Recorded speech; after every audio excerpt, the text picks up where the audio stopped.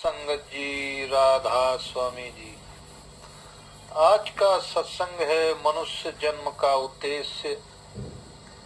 नाना प्रकार के संसारिक पदार्थों और सुख सुविधा के साधनों के होते हुए भी मनुष्य सुखी नजर नहीं आता।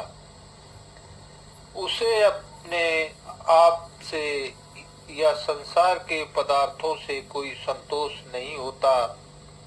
धार्मिक सिद्धांतों तथा सदाचार के नियमों की भी कोई कमी नहीं रही है। प्रत्येक मनुष्य अपने आप को किसी एक अथवा दूसरे धर्म या समुदाय का अनुयायी मानता है, परंतु उसे सांसारिक समृद्धि में कोई सुख तथा धार्मिक परंपराओं में कोई रस नहीं मिलता है। उसे जीवन ही नीरस लगता है। सब कुछ होते हुए भी उसके अंतर में आकुलता और अकेलेपन की भावना बनी ही रहती है। यह आत्मा का अपने असल की ओर स्वाभाविक झुकाव है। आत्मा परमात्मा का अंश है। जब तक वापस जाकर वह अपने मूल परमात्मा में नहीं समाती, उसे सच्ची शक्ति प्राप्त नहीं हो सकती। सच्चा धर्म सर्वव्यापी है। हर एक मनुष्य के लिए, सारे संसार के लिए एक ही है। धर्मों का बाहरी स्वरूप एक दूसरे से भिन्न अवश्य प्रतीत होता है, पर अगर हर एक धर्म की तय में पहुंचा जाए तो एक ही उद्देश्य तथा एक ही नियम सब धर्मों की बुनियाद में काम करता नजर आएगा। जो सारे संसार के लिए एक ही है। मनुष्य होने के नाते हम सब एक ही जाति के हैं तथा हमारा आंतरिक स्रोत भी एक ही है। परमात्मा ने मनुष्य पैदा किए। वे सिख, मुसलमान, हिंदू, ईसाई, बौद्ध, जैन आदि बाद में बने। आज से 500 वर्ष पहले सिख नहीं थे। 13 वर्षों पहले मुसलमान नहीं थे। 2000 वर्ष पहले ईसाइयों का नाम तक न था। धर्म, देश और जाति में ये संकुचित सीमाएं हमारी अपनी बनाई हुई है। वास्तव में सब मनुष्य क्या पूर्व के क्या पश्चिम के उस ही परमात्मा के पैदा किए हुए हैं और समान हैं। मनुष्य जन्म का असली उद्देश्य परमात्मा की प्राप्ति है। आवागमन के चक्र से छुड़ाकर मनुष्य को वापस परमात्मा से मिलने के लिए हर देश और समय में संत इस संसार में आते रहे हैं। संतों की यह परंपरा अनादि काल से चली आ रही है। जब संतों महात्माओं का हमेशा एक ही धर्म रहा है, वह है परमात्मा की भक्ति। सबके लिए उनका एक ही उपदेश है, एक ही संदेश है। परमात्मा एक है। वह किसी विशेष जाति या धर्म का नहीं, बल्कि सारे संसार का है। उसकी प्राप्ति ही सब धर्मों का असली उद्देश्य है। संत कहते हैं कि परमात्मा बाहर नहीं, जंगलों, पहाड़ों अथवा मंदिरों मस्जिदों में नहीं है। वह हम सबके अंदर है। बाहरी क्रियाओं, रीति रिवाजों आदि से ना वह कभी मिला है, ना ही मिल सकता है। उसको प्राप्त करने के लिए बार बार घर बार छोड़कर बाहर भटकने की जरूरत नहीं है। संसार में रहते हुए संसार के कर्तव्यों को पालन पूरा करते हुए हमें उसे अपने अंदर ही ढूंढना है और वह अंदर ही मिलेगा। अंदर जाने का भेद केवल संत ही जानते हैं और वह इस भेद को उन्हीं से प्राप्त किया जा सकता है। हमारी आत्मा अविनाशी है, परंतु इसके बारे में हम कुछ नहीं जानते।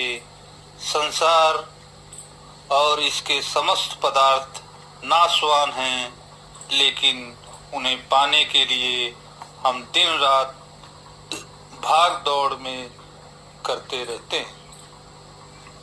मनुष्य अपने आप से बेखबर होकर मोह माया में उलझा हुआ है, विषय विकारों में फंसा हुआ है। इसीलिए आज सारा संसार अशांत, बेचैन और आकुल है। जो कुछ भी दिखाई दे रहा है वह सब नाशवान है और यहीं पर छूट जाएगा। जो छूट जाने वाले अथवा नाशवान पदार्थ हैं वे हमें स्थिर रहने वाले प्रतीत होते हैं। जो नित्य हैं उसकी ओर हम ध्यान ही नहीं देते। यह देह भी जो हमारे साथ आती है साथ नहीं जाती। फिर इस देह द्वारा हमारा संसार के पदार्थों से जो संबंध है तथा रिश्तेदारों, मित्रों आदि से जो नाता है उसका क्या भरोसा। संत कहते हैं कि धन, दौलत, रूप, यौवन आदि भी स्थिर नहीं रहते। इन पर गर्व करना व्यर्थ है। आयु दिन ब दिन घट रही है। हर एक क्षण, हर एक पल हमें मौत के नजदीक ले जा रहा है, परंतु मोह माया की धारा में बहते हुए जीव को अपनी इस अवस्था का पता ही नहीं। वह शरीर, घर बार और परिवार के बंधनों में उलझा पड़ा है और उन्हीं में सुख व शांति ढूंढ रहा है। परंतु जो नाशवान है उसका सुख किस प्रकार स्थायी हो सकता है। इस संसार में मनुष्य का जीवन एक रात के मेहमान के समान है, जो रात काट कर दिन चढ़ते ही चल देता है। वह सब देखते हुए भी मनुष्य इस जगत की आशा बांधे रखता है। जो वृक्ष की ढलती परछाई की तरह कभी हाथ नहीं आता, या मनुष्य जन्म अनमोल है, बार बार नहीं मिलता। मनुष्य जन्म ही परमात्मा से मिलने का अवसर है। यही मुक्ति प्राप्त करने का मौका है। 84 के चक्कर में चिरकाल तक भटकने के बाद हमें मालिक से मिलने का यह अवसर मिला है।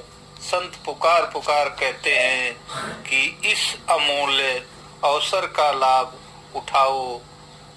परमात्मा की भक्ति का मार्ग अपनाकर इसी जन्म में जीते जी मुक्ति प्राप्त करना है। संत मृत्यु के बाद ही मुक्ति का भरोसा नहीं दिलाते। संतों का मत नगद सौदा है, उधार नहीं। यदि जीव को जीते जी अभ्यास के द्वारा अपने अंदर मालिक के दर्शन न हो तो मरने के बाद मुक्ति मिलने का या परमात्मा की प्राप्ति का क्या भरोसा। जो जीते जी अनपढ़ हैं वह मरकर भी विद्वान और पंडित तो नहीं बन सकता। जो जीते जी चोर व दुराचारी है वह मरकर परमात्मा तो नहीं बन सकता। मुक्ति और परमात्मा की प्राप्ति इसी जन्म में हो सकती है। इसीलिए संत कहते हैं कि अभ्यास के द्वारा उस परमात्मा का अपने अंदर साक्षात अनुभव करो। तर्क वितर्क में मत पड़ो, अभ्यास करो और इसी जन्म में अपनी आंखों से हकीकत को देखो। समय का महत्व याद रखो। मनुष्य जन्म का मूल अवसर कहीं हाथ से न निकल जाए, क्योंकि समय के सागर ही लहरें किसी की प्रतीक्षा नहीं करती। संतों की शिक्षा सरल, व्यवहारिक और सबके लिए समान है। वे घर बार छोड़ने को नहीं कहते, बल्कि अपने कर्तव्यों का पालन करते हुए, अपनी जिम्मेदारियों को निभाते हुए आध्यात्मिक अभ्यास करने का आदेश देते हैं। अपनी आजीविका के लिए कार्य करते हुए अपना और अपने परिवार का पालन करते हुए परमात्मा की भक्ति करने का मार्ग बताते हैं। समाज पर भार बनकर जीवन बिताना भक्ति के लिए अनुकूल नहीं है। शुद्ध आजीविका के बिना शुद्ध विचार और सच्चा विवेक संभव नहीं। संत स्वयं भी अपने निर्वाह के लिए औरों का निर्भर नहीं रहते। कबीर साहब, गुरु नानक साहब, गुरु रविदास जी, संत नामदेव जी आदि संत, सभी संत अपनी आजीविका के लिए श्रम करते रहे हैं। भक्ति का आक्रमणता या आलस्य के साथ कोई मेल नहीं है। संतों ने स्वयं कर्मठता और आत्मनिर्भरता का उदाहरण बनकर दिखाया है। संतों का संपूर्ण जीवन परोपकारमय होता है। वे परमपिता परमात्मा के सच्चे पुत्र होते हैं। उनके लिए सब धर्म, जातियां, पंथ और संप्रदाय समान हैं। वे सब देहधारियों में एक ही परमात्मा को देखते हैं। धर्म और जाति के पक्षपात से रहित वे सारे संसार को निडर होकर समान उपदेश देते हैं। वे कोई नया मजहब या संप्रदाय चलाने नहीं आते। कर्मकांड अथवा पूजा पाठ के नए नियम बनाने नहीं आते और ही न जीवों को बाहर नदियों, पहाड़ों, तीर्थों, व्रतों आदि के भ्रमों में उलझाने आते। वे भ्रमों में उलझे हुए बाहर मुखी जीवों को सच्चाई और हकीकत का संदेश देने आते हैं। वे जीवों को परमात्मा के सच्चे नाम के साथ जोड़कर अंतर्मुख होने का भेद प्रदान करते हैं। संत कहते हैं कि ये सच्चा नाम लिखने, पढ़ने और बोलने में नहीं आ सकता। परमात्मा के इस नाम और नामी परमात्मा में भेद नहीं है। परमात्मा के नाम की महिमा सभी धर्म ग्रंथों में मिलती है, परंतु यह नाम ग्रंथों और पोथियों में नहीं। उसमें केवल उसका गुणगान है। यह परमात्मा का नाम क्या है और इसकी प्राप्ति कैसे होती है। जिस प्रकार संसार की साधारण विद्याओं की प्राप्ति के लिए हमें उन विद्याओं के जानकार का सहारा लेना पड़ता है, इसी प्रकार आध्यात्मिक साधना में प्रवृत्त होने की इच्छा रखने वालों को अनुभव संतों की खोज करके उसका आसरा लेना होगा। संतों की शरण तथा उनके सत्संग में जाकर ही परमात्मा के इस सच्चे नाम का पता लग सकता है और उन्हीं से इसकी प्राप्ति हो सकती है। अब सत्संग यहीं पे समाप्त होता है। जो सत्संगी भाई इस सत्संग को सुना हो, इस सत्संग विमले